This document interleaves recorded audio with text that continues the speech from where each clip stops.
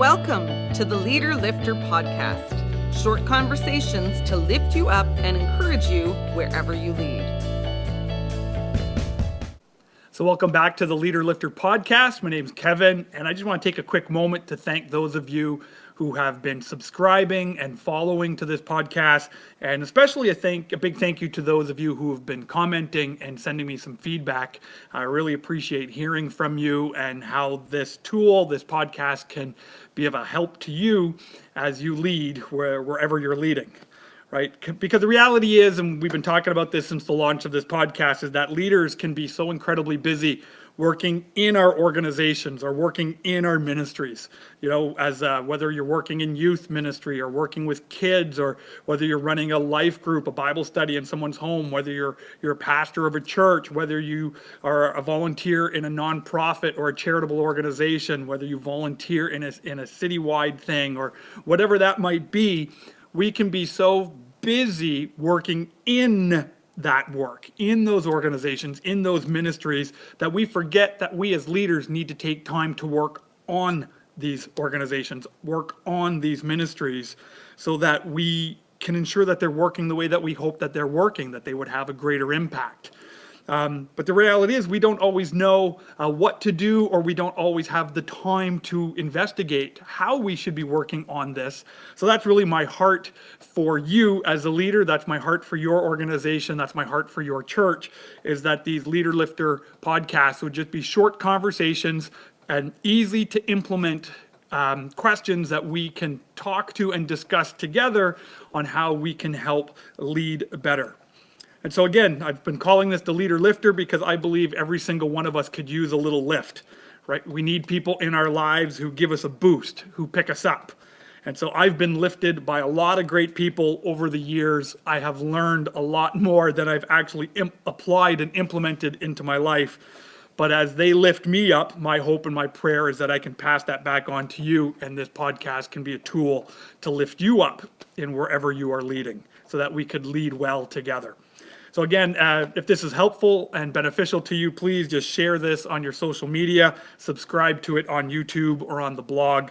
You can also email me, send me some feedback or any questions you might have to kevin@greenbelt.church, or you can comment on the blog or on the YouTube page. Over the past few episodes, we have been looking at character. We've been talking about our character, right? And we saw that churches and ministries and organizations, basically leaders, crash and burn, not because of competency, not because of skill set, but we're seeing more and more leaders crash and burn because of their character. Right? We see this in churches, we see this in politics, we see this in Hollywood. We're seeing men and women burning out and being kind of brushed aside, not because of their talent, but because of their character. And I heard this once at a conference where the speaker said, your abilities and your talents will sustain you further than your character can sustain. Your abilities and your talents will carry your leadership further than your character can sustain. So that's why character is such a great and important thing to talk about, and we've been talking about that over the last few episodes. But today we're going to talk about a topic that I firmly believe is a huge teller on how our character is doing. And that's the topic of criticism. The topic of criticism. So we're going to spend the next 2 episodes talking about criticism. But because all of us as leaders, we will face criticism. Now, whether this criticism comes directly to us or whether it's just the grumbling that's out in our organization, it is there. And criticism can be painful because it hurts us in our hearts, and basically it's hitting on our insecurities as leaders. But the reality is criticism can be very, very profitable to us as leaders if we handle it correctly. So we're going to go through 4 questions. I'm going to go through 2 of them in this episode, and we'll address the other 2 questions that we need to deal with when it comes to criticism in the next episode. And these are coming directly out of a course that I took in seminary, dealing with those of us who do public speaking. Those of us who stand in front of a large crowd week after week, having to teach or preach to a whole bunch of people. you're a target for criticism when you do that, when you have one of those public roles. So I've tweaked this as I've been learning more about how we can have a better view of criticism and how we can really apply this to our life. So I really hope wherever you lead that this will help you. So again, let's look at the first two questions in this episode. The first is this.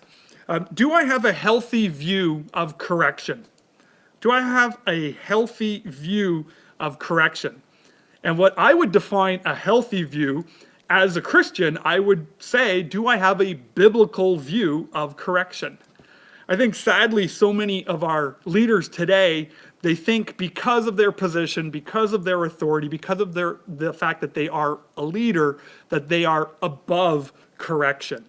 We see this in politics. We see this in Hollywood. Sadly, we see this in churches, this attitude of touch not the Lord's anointed because we're somehow better than this. But the reality is that's not a healthy view of correction at all. The Bible actually gives us a lot of great wisdom in the book of Proverbs on how you and I should approach correction, how you and I should approach criticism.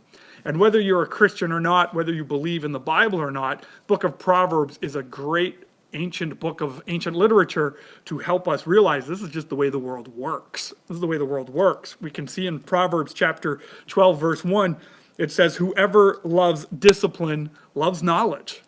Right? Whoever loves discipline, that means you love knowledge. Like you want to be corrected because you're trying to grow. You're trying to gain more knowledge. You're trying to learn. Right? Or Proverbs 15 verse 31 says, whoever heeds life-giving correction will be known among the wise. Right? Whoever is listening to life-giving correction, not correction that tears us down, that insults us, but life-giving correction, this will kind of bring us among the wise people. It's wise people who seek out this kind of life-giving correction. And just a final example, Proverbs chapter 26, verse 16, it says, if we are wise in our own eyes, fools are better off. I love that. If we think we're so great, if we think we're so awesome, if we think we never need to be corrected by anyone, that we never need to improve, fools are better off than us when we develop that attitude. And that's a danger for us, is that we as leaders, we can consider ourselves above criticism. We can consider ourselves above correction because of our position. And when we do that, we are in a very dangerous place as leaders, because I believe there are a lot of things we can learn in a healthy way when it comes to correction.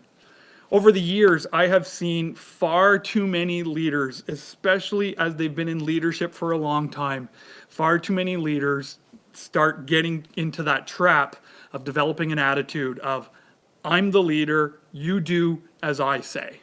Right? Because I'm the CEO, because I'm the president, because I'm the director, because I'm the small group leader, because I'm the worship pastor, because I'm the senior pastor, because I founded this charity, whatever that may be, we develop this attitude. I'm the leader, do as I say. It's almost like we want to run our organizations based on a title and based on the fear that we push onto other people. And that creates environments that are very unhealthy, that creates ministries that are very unhealthy, small groups, churches, youth ministry, kids ministry, whatever that might be. If your heart starts going down that path as a leader, you don't have a healthy view of correction. And I firmly believe we as leaders truly need a healthy or a biblical view of correction. So that's the first question we need to ask ourselves. Do I have a biblical view of correction? And then the second thing that we need to address when it comes to the criticism that we receive is the question we need to ask is, what is the criticism about? What is the criticism about? Right? As leaders, the criticism that we receive can be about many different things. So we need to look at that wisely and closely to see what the criticism's about. And I believe, again, as Christian leaders, we really need to look at, does the Bible have anything to say about the criticism that we are receiving? Right? The first thing that we can look at when the type of criticism that we could receive, we need to look at the content. Am I being criticized by something I said? Again, as leaders, we tend to talk a lot. As leaders, we tend to sometimes even talk more than we listen because we are running fast, right? And our brains are always working. So we tend to run a little bit ahead of people. So we need to, sometimes our tongues go a little bit faster than our brains do. And sometimes we could say some stuff that's wrong, incorrect, or different things like that. So we have to, and we'll face criticism based on that. Right? Just a couple of Sundays ago, I actually had this where I had said something in a sermon, and someone had come up to me after the sermon time, and they were strongly opposed to something that I had preached in my sermon, something that I had said in the sermon. Right? And so this type of criticism can come to us when we do say something that might be incorrect. Whether that was simply by mistake, we just didn't know, or we had a bad understanding, or when we're unclear. Maybe the person misunderstood the content of what we said. Right? And so the challenge for us as leaders when we receive criticism about our content is, one, we got to make sure that we're really clear that the content that we're studying is correct, that the content is true. Like when I received that criticism a few weeks ago, I thanked the person for bringing this to my attention. You know, I did it calmly. I didn't get defensive. I didn't get all, oh, you can't talk to me this way, or anything like that. You know, and then we actually had a really good conversation. I pointed them to the part of the Bible that I was talking about. You know, I encouraged them to go home and study it and have a look at it. And then the next day I actually looked at it again too, just to make sure, did I say something wrong? Did I say something incorrect? So that's something that we really need to do as leaders, is to make sure that we're spending that time in our content, that we're doing the necessary time to prepare, and just being mindful that we're not just kind of making stuff up as we go, because again, we talk a lot and we may say something in the content that's incorrect, and criticism will come because of that. The other thing that we can receive criticism about is communication, how I spoke. Right? How I spoke. Again, because as leaders, we talk so much. We're talking constantly to the people around us, trying to get people excited about the vision and the mission of our organization, trying to get people on board with the work that we're doing, trying to get people excited, finding their place. So sometimes we can have the best material, we can have the best content, but it starts to break down in how we communicate it. I mean, effective communication is so incredibly important when it comes to this. And this is an area where I, as a leader, have been trying to grow more and more, that my communication is clear, right? It's not good enough to just have good content, but if I can't explain it in a way that people understand it, I'm going to receive criticism back because they don't get what I'm talking about, right? Because of the communication. Right? One of the running jokes around my church is whenever I am speaking on a Sunday morning and I have a couple of page notes on the podium, the joke is when I walk away from that podium and I'm still talking, and I'm kind of now going down some rabbit trail. It's usually in those moments on the rabbit trail when I say something stupid and inappropriate. That's usually when it happens, when I'm kind of just rambling on and my communication starts to break down because I haven't thought it out, I haven't mapped it out in my head how I want to say these things. And sometimes when we can do that, we can actually communicate in a way that's hurtful to people. We can actually communicate in ways that are unclear and confusing to people. So we really have to watch for that. Does my communication, am I communicating in such a way that it's causing a lot of criticism to come in because people are just not understanding what I'm trying to say? And then the third thing that we can look at, areas that we can receive criticism from, is on my character. This is when we receive criticism on who I am. Right? And this one hurts, right? This one hurts because this is the criticism on our character, right? This is calling who we are as a human being into question. Over the years, I have received a lot of criticism that has been directed at my character. I've had people call me many different things as they're criticizing me. I've been called a dictator. I've been called self-righteous. I've been called a peddler of God's word. I've been called closed-minded. I've been told I only care about myself. I've been told I hate senior citizens. I've been told a lot of things. Now, the reality is this kind of criticism, because it hurts, because it's painful, because it hits us right in the heart, We can't just quickly dismiss this. We actually need to take the time to evaluate this. We cannot just say it's the other person. I'm just going to blame them. I'm going to make them the bad guy. I'm going to make them the enemy. They might be sharing something to us that we need to hear. They might be sharing something that we need to learn as a leader so that we can grow and become the leader that we're meant to be in our organization. Because the challenge is, in reality, none of us have arrived. All of us can continue to improve our character. So we have to be mindful of that criticism. Don't get closed off just because it hurts. You might have to take a little breather. You might have to take a day or two to ponder it, take the feedback in before you continue a big conversation about it. But we need to find ways to do that.